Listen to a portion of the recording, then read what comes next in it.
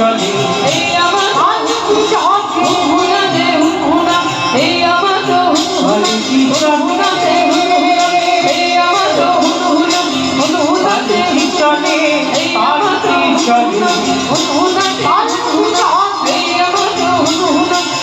চলে কি চলে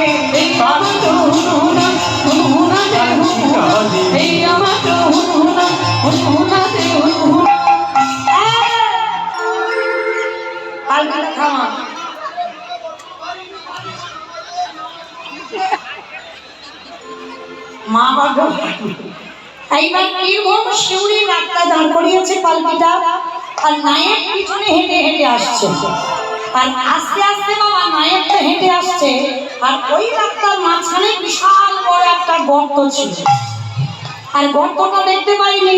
আর নায়ক কি করেছে মা, ওই গর্তের পাটা দিয়ে একেবারে পাটা, নায়ক চিৎকার করে উঠল, এরা এত অপদার্থ, এরা রাস্তাগুলো ভালো করবে না, আর খাজনাও দেবে না। তা মা পালকি থেকে শুনছে নায়েব খুব চিৎকার করছে, পালকি থেকে নেমে এসে দেখে না নায়েবের পাটা ভেঙে গেছে। ও মা দেখো না, এরা তোমাকে 2 বছর খাজনা দেয়নি, আবার রাস্তাটার কি হাল করে রেখেছে দেখো। তা মা বলছে বাবা তুমি নিজে পথ চলতে পারবে না, আর উঠুন ব্যাটা বললে হবে? হ্যাঁ সত্যি করে বলো তো, তোমার কি লক্ষ্যটা রাস্তায় ছিল, নাকি ভালো ভালো ধান হয়েছে ধান থেকে বকবক করতে করতে আসছিল? তা তুমি যদি একাই বকবক করবে তা আমাকে এনেছো কেন? আমার ঘাট হয়েছে, ভুল হয়েছে, আর করবো না। এইবার এইখানে চেঁচামেচি হচ্ছে, কতগুলো মেয়েরা, এইবার সেই নারীগুলো যেই না কাছে কাছে একটু যাচ্ছে, গিয়ে দেখে না চন্দ্র শশী মা দাঁড়িয়ে আছে, জমিদার গিন্নি মা, যার জায়গা জমি এতদিন চাষবাস করছিল, 2 বছর খাজনা দেয়নি। তা যেই না দেখেছে সে মায়েরা বলছে চল লাই চল, এক্ষুনি মা যদি দেখে খাজনা চাইবি দিতে পারবো না, এক্ষুনি না জানি কি না ঘটনা ঘটবে, চপালাই চল। তা সবাই যখন চলে যাচ্ছে, চন্দ্র শশী মা দেখতে পেয়েছে, ও মেয়েরা আরে এখানে চলে যাচ্ছ কেন? আর দেখবেন মা, কোন মায়ের কণ্ঠে সুরটা শুনলে বোঝা যাবে সে ভালো না খারাপ। কি মা ভুল বললাম? কারণ মুখের দিকে তাকালে বোঝা যাবে যে সে তার স্বভাবটা কেমন হবে। এক একজন আছে তারা তো বুদ্ধিমতী কম নয়, মায়ের কাছে সম্মান পাবে বলে তারা কি করেছে জানো, সবাই মিলে গিয়ে, জমিদার মা এসেছে, কেহ কেহ পাখার বাতাস করে, কেহ কেহ মায়ের চরণ ধৌত করে, আবার কেহ কেহ মাকে প্রণাম করে জিজ্ঞাসা করে, মা তুমি কেমনই আছো? মা বলে জল হয়ে যাচ্ছে, যেই না বাতাস করছে, পা ধোয়াচ্ছে, আদর যত্ন করছে, তা মার কিছু বলছে না, হাসতে হাসতে বলছে, বাবা তোমরা তো, তোমাদের ব্যবহার দেখে মনে হচ্ছে তোমরা খুব ভালো। আচ্ছা তা আমার যে জায়গা জমিগুলো চাষবাস করছো ঠিক আছে, কিন্তু শুনলাম তোমরা নাকি 2 বছর খাজনা দাওনি, কেন খাজনাটা দাওনি কেন, কোনো অসুবিধা আমায় বলো। তা মা বলছে ঠিক আছে তোমরা কেউ বলতে পারছো না, ঠিক আছে বলতে হবে না। আচ্ছা খাজনা দাওনি ঠিক আছে, রাস্তাঘাটগুলো এই অবস্থা করে রেখেছো কেন? কোনো মানুষ দিয়ে এই রাস্তার মাঝখানে যদি এত বড় গর্ত থাকে, কোনো অজানা মানুষ এসে তো পা ভেঙে পড়ে থাকবে, এই রাস্তাঘাটগুলো ভালো করতে পারো না? এই গর্তটা হলো কি করে? সবার পিছনে একজন ভক্ত দাঁড়িয়েছিল, যার নাম হচ্ছে বাবা খেপা গোয়ালা, নাম হচ্ছে খেপা গোয়ালা। তো খেপা ছুটে এসেছে, মানে নামটা তার খেপা গোয়ালা নয়, সবাই গোয়ালা বলে, দুধের ব্যবসা, কি জানে এতদিন শোনারও মানুষ পাইনি, তাই কোনোদিন বলতে পারিনি। তবে তুমি যখন আজকে জিজ্ঞাসা করছো, আমি বলবো এই গর্তটা কি করে হলো। ঠিক আছে বাবা বলো, আমি শুনবো। শোনো মা, এই যে গর্তটা দেখছো, ওটা গর্ত ছিল না, ওটা ছিল একটা মাটির বিশাল বড় স্তূপ।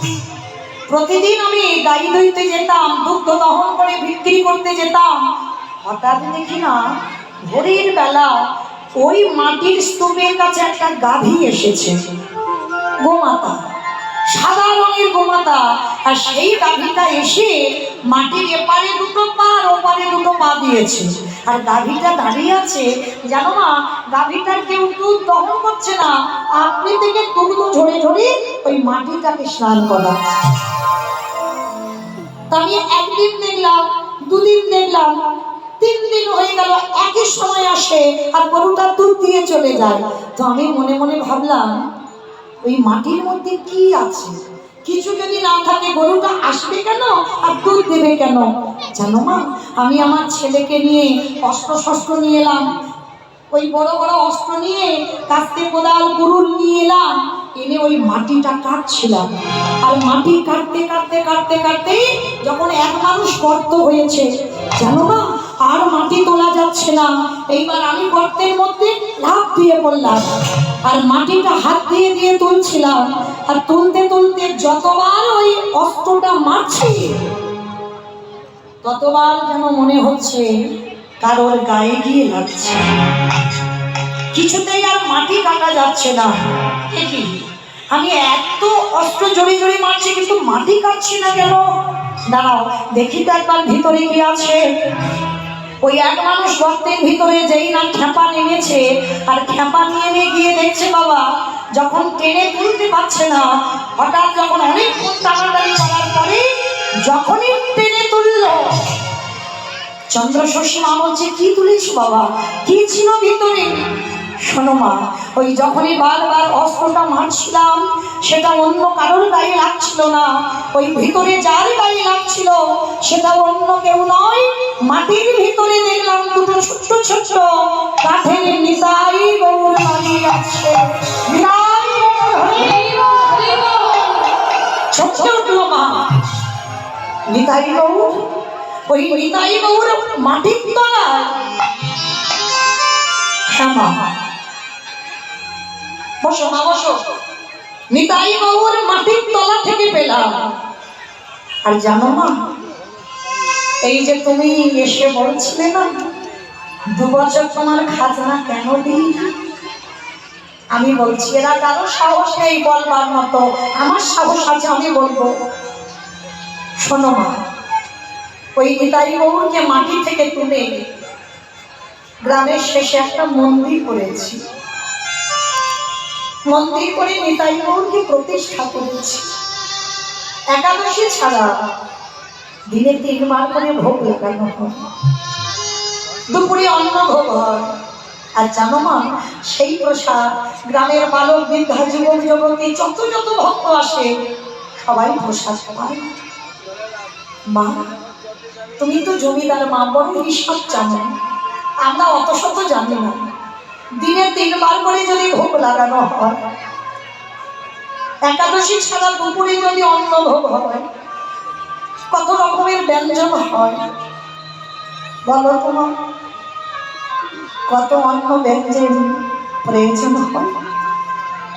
শোনো মা, তোমার জমির ধান আমরা কেউ পেটে খাই না, আমরা এতগুলো গ্রামবাসীরা তোমার জায়গাতে চাষ করে আমরা কেউ পেটে খাই না। তোমার এই জমির ধান নিয়ে আমরা নিতাই গৌর এসে, তুমি যদি বলো গৌর নিতাই সেবা বন্ধ করে, কালকেই তোমার খাজনা মুকুব করে দিতে হবে। আমি খেপা কথা দিলাম, কালকে নয়, নিতাই গৌরের সেবা যদি বন্ধ করতে হয়, আছে এক্ষুনি তোমার খাজনা সব মুকুব করে দেবে। চন্দ্র শশী মা মাথাটা নিচু করে বলছে, বাবা তোমরা আর কি খাজনা আমার মুকুব করবে? যা খাজনা পাওয়ার তো তোমাদের এখানে এসে পেয়ে গেল। মা মনে মনে বলছে, হ্যাঁ নিতাই গৌরী, আমার রাজবাড়িতে তো অত ঘর ফাঁকা করেছিল, তুই আমার বাড়িতে না উঠে তুই আমার বাগান বাড়িতে উঠলি কেন? আমার বাড়িতে উঠতে পারলি না? ভগবান যেন কেঁদে উঠল, মা আমি রাজ ঐশ্বর্যে বাস করি, হাতে কিছু রেখে গোবিন্দ সেবা হয়নি। যারা বিষয়ে বৈভাবে ডুবে আছে, যারা কামনা বাসনায় ডুবে আছে, সে প্রসাদ আমি গ্রহণ করি না মা। ওই জন্য তো তোমার রাজ অট্টালিকা ছেড়ে আমি তোমার বাগান বাড়িতে চলে এসেছি। চন্দ্রশশী মা বলছে, হ্যাঁ বাবা, তোমরা একটু আমার নিতাই গৌরকে দেখাতে নিয়ে যাবে? হ্যাঁ মা, এক্ষুনি নিয়ে যাবো, চলো চলো চলো। সবাই মিলে মার হাত ধরে নিয়ে গেছে নিতাই গৌরের সামনে।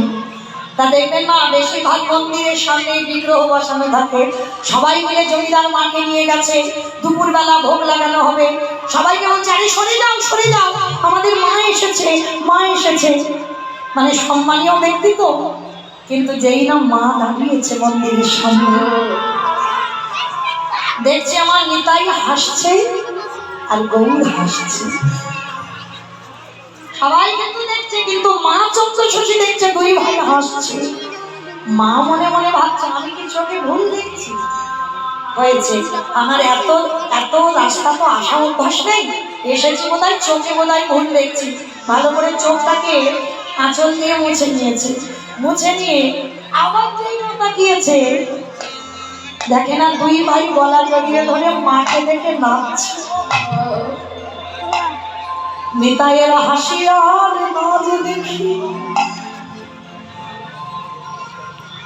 আমার চন্দ্রশশী মায় আমার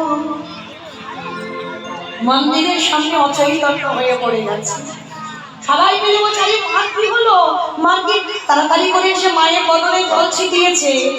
মা বসে দেখছে দুই ভাই হাসছে। আচ্ছা বাবা, কাউকে বললে কেউ বিশ্বাস করবে যে জমিদার মা এতদিন আমরা সেবা পূজা করছি, কোনোদিন আমাদের দেখে হাসলো না, আমাদের দেখে নাচলো না, আর মা আজকে এসেছে মাকে দেখে হাসছে, মাকে দেখে নাচছে। মা কাউকে কিছু বলেনি। এ বলছে, মা তোমার তো এখানে কেউ নেই, চলো আমার বাড়িতে চলো। ও বলে আমার বাড়িতে চলো, সে বলে আমার বাড়িতে চলো। বলে, বাবা আমি কারোর বাড়িতে যাব না, যে রাজ সুখে কৃষ্ণ ভজন, যে অট্টালিকা দেখি আমি যাব না। তোমরা যদি আমায় ভালোবাসো, এই আমার আমার সম্পত্তি নয়, আজকে থেকে এই পানরিয়াতে যা যা কিছু আছে সব তো আমি তোমাদের নিতাই গৌরের নামে দান করে দিলাম। আমার আর কিছু নেই, সব তোমাদের নিতাই গৌর। ভালো করে লক্ষ্য করেন যে নাস্তিক মা কোথা থেকে কোথায় হলো একদিন কীর্তন শুনে। তা জমিদার মা কি করেছে, তোমরা যদি ভালোবাসো আমার এই জঙ্গলে একটা কুড়ে ঘর করে দাও। সবাই মিলে তাল পাতার কুড়ে ঘর করে দিয়েছে, আর মা ঘরের মধ্যে ঘুমাচ্ছে। সারা রাত ধরে কাঁদছে, নিতাই গৌর আমি তোদের ভালোবাসি ঠিক কথা, কিন্তু যেদিন থেকে জানতে পেরেছি সেদিন থেকে তো ভালোবেসেছি, কিন্তু আমাকে দেখে তোরা দুই ভাই হাসলি, তোরা দুই ভাই নাচলি, একবার মা বলবি না? ঠিক আছে, আজকে বলতে হবে না, আমার তো পৃথিবীতে কেউ নেই, তোদের দুজনের কাছে বলে গেলাম আমার মৃত্যুর পর সেদিন তোরা দুই ভাই এসে আমার ক্রিয়াকর্মটা করে দিস। এই পৃথিবীতে আমি একা, আমার আপন আমার যত জায়গা জমি আমি সব তোকে দিই।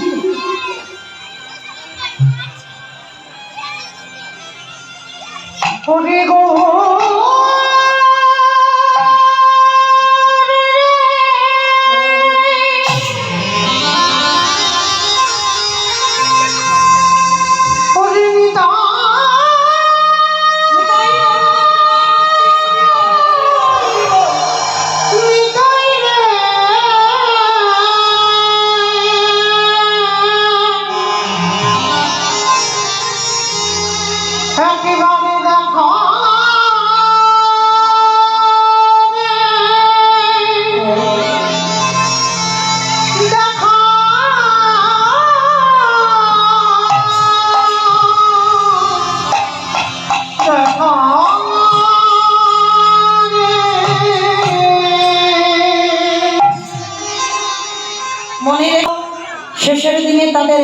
থাকতে হবে। জমিদার গিন্নিমা রাজ ঐশ্বর্য ছেড়ে একা হয়ে গেল, আর কাঁদতে কাঁদতে না মা রাত্রিবেলা ঘুমিয়ে পড়েছে। আর যেই ঘুমিয়ে পড়েছে আমার নিতাই গৌর আর থাকতে পারছে না মন্দিরে বেদির উপরে। দাদা নিতাই চাঁদকে বলছে, ও দাদা চলো না দাদা এক জায়গায় যাই। ভাই এই রাত্রিবেলা কোথায় যাবি? ও দাদা আমার এক জনম দুঃখী মা জঙ্গলে কাঁদছে। তোর কি মাথা খারাপ? এই রাত্রিবেলা জঙ্গলে যাব? হ্যাঁ, আমার একা মা বসে কাঁদছে। চলো না দাদা একটু যাই। আমার নিতাই দাদা আর হাতে ধরে আমার বাবুর হরিয়া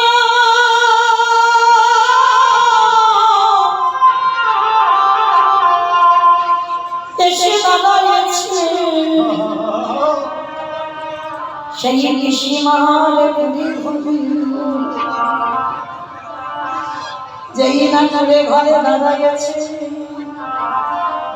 নিতাই চাঁদ মায়ের চরণ দুটো কোলে ধরেছে। আরে আমার বাবুর হরি আমার পিসিমার মাথা কনিয়ে ভগবান নিজের মৃত বাস দিয়ে মায়ের চোখের জল মোছাচ্ছে। আরে ভগবানের নয়ন হতে পারি করেছে মায়ের চোখে।